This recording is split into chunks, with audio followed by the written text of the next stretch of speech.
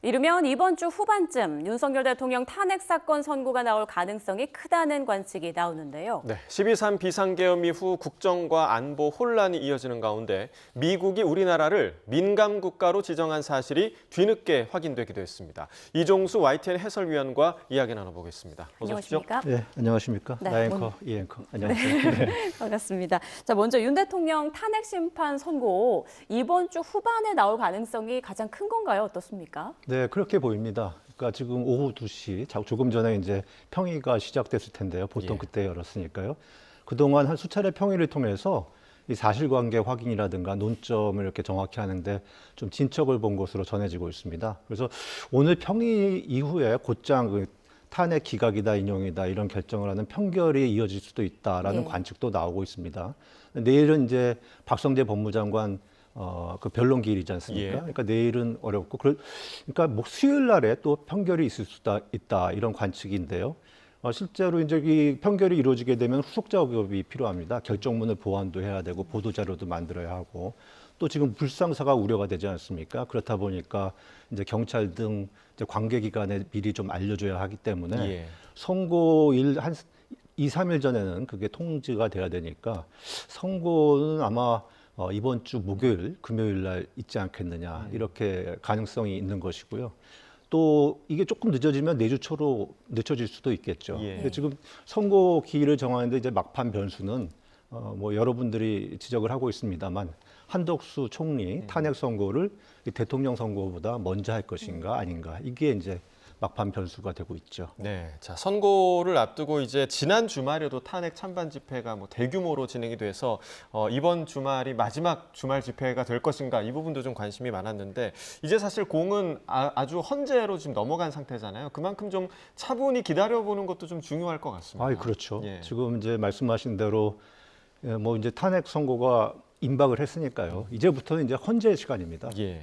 지금 뭐 제가 이렇게 아침에 신문을 읽다 보니까 그러니까 뭐 윤 대통령의 탄핵 소추 이후 주말에 탄핵 탄반 집회에 나선 분들이 한 147만 명이나 된다고 합니다.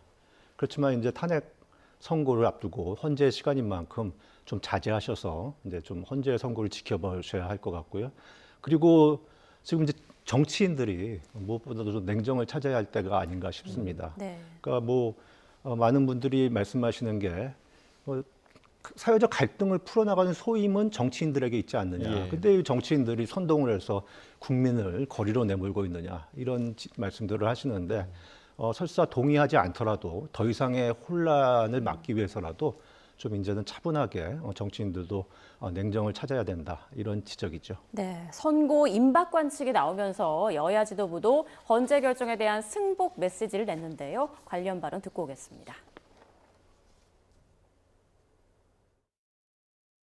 여야 당 대표 간의 기자회견이든 아니면 공동 메시지든 저희들은 모든 어떠한 것이든 간에 승복 메시지를 내겠다는 것을 누구나 당연히 그렇게 해야 된다 생각이 됩니다. 그러면 마은혁 재판관도 임명을 하고 그다음에 헌재 파괴를 주장했던 의원들도 징계하고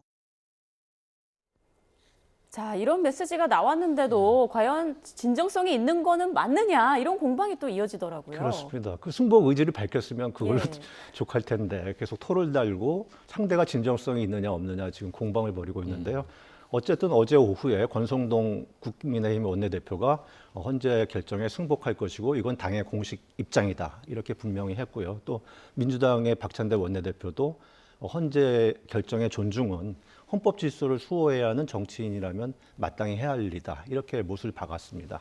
어쨌든 간에 뭐 승복 의지를 밝히면서도 이렇게 진정성 공방을 벌이는 거는 8년 전 박근혜 당시 대통령 탄핵 때와는 상당히 좀 대비되는 모습이에요. 예.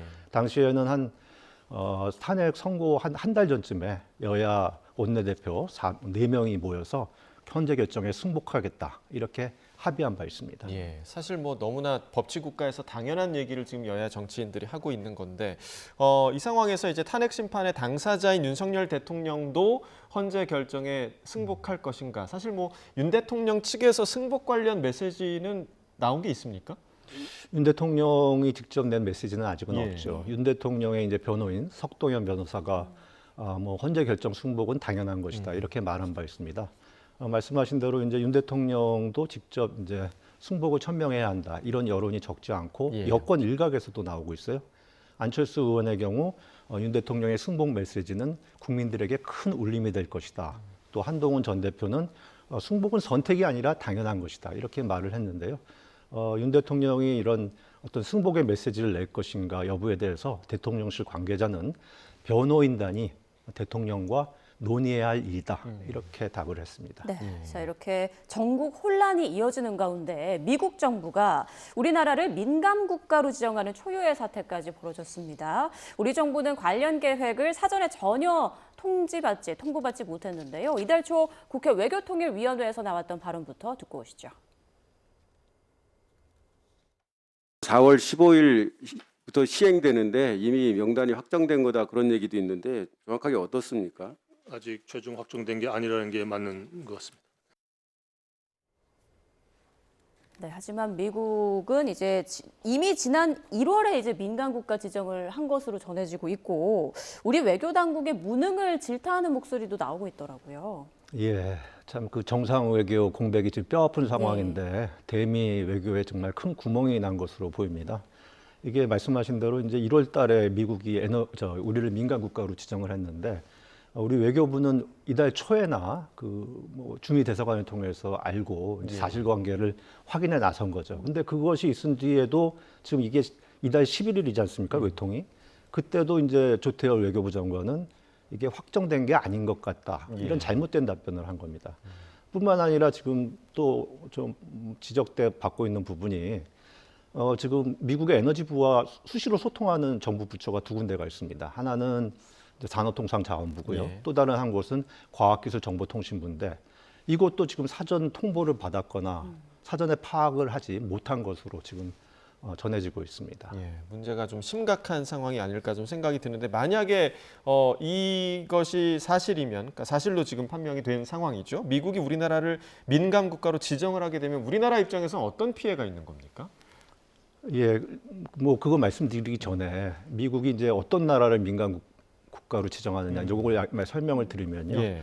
그러니까 뭐 미국의 국가안보를 위협한다거나 핵 비확산을 위협한다거나 경제 뭐 지원에 해를 끼친다거나 뭐 또 테러 지원을 한다거나 뭐 예. 이런 나라들이거든요. 근데 여기에 이제 뭐 대표적인 나라들이 시리아, 이란, 뭐 러시아, 중국, 뭐 북한 이런 나라들인데 물론 우리나라는 이것과는 다른 기타 지정 국가로 분류가 돼 있죠. 근데 이제 말씀하신 과연 어떤 피해가 있는 것이냐? 한미 첨단 기술 협력에 차질이 있을 우려가 있습니다. 그러니까 사용 후 핵 재처리 같은 거 있지 않습니까? 또 원자로 이제 수출용, 우리는 이제 수출용 뭐 그런 건데 연구용인데 이것을 이제 개발하는데 미국의 도움이 필요하지 않겠습니까? 첨단 기술인데 이것이 이제 타격을 입을 수가 있는 거죠. 또 이것뿐만 아니라 지금 우리한테 이제 굉장히 중요한 AI 또 뭐 양자 컴퓨터 예. 이런 분야에 대해서도 협력을 해가는 데 있어서 뭐 이제 공동 연구를 하고 또 정보를 공유하는데 이런 데도 또 제한이 있을 수 있는 겁니다. 자, 그런데 어찌됐건 뭐 지난 1월이긴 하지만 바이든 정부 때 지정이 된 거잖아요. 그렇죠. 이제 트럼프 정부로 바뀐 만큼 민감 국가 지정이 철회될 여지는 없는 건가요? 어떻습니까? 예, 그러니까 이게 이제 완전히 확정되는 건 다음 달 15일입니다. 예. 그러니까 앞으로 한 달 정도 채 남지가 않았는데 그럼 바이든 행정부는 왜 우리나라를 이렇게 민간 국가로 지정했을까? 뭐 이제 그게 정확한 사실관계가 아직 확인은 되지 않고 있고요. 우리나라의 자체 핵무장론이 목소리가 커지니까 이제 바이든 행정부는 이것을 우려해서 경고장을 날린 것이 아니냐 이렇게 관측이 되고 있고요. 이제 우리나라 같은 경우는 이제 물론 당연히 이 민감 국가 지정을 철회하기 위해서 외교적 총력전을 펼쳐야 할 거고요.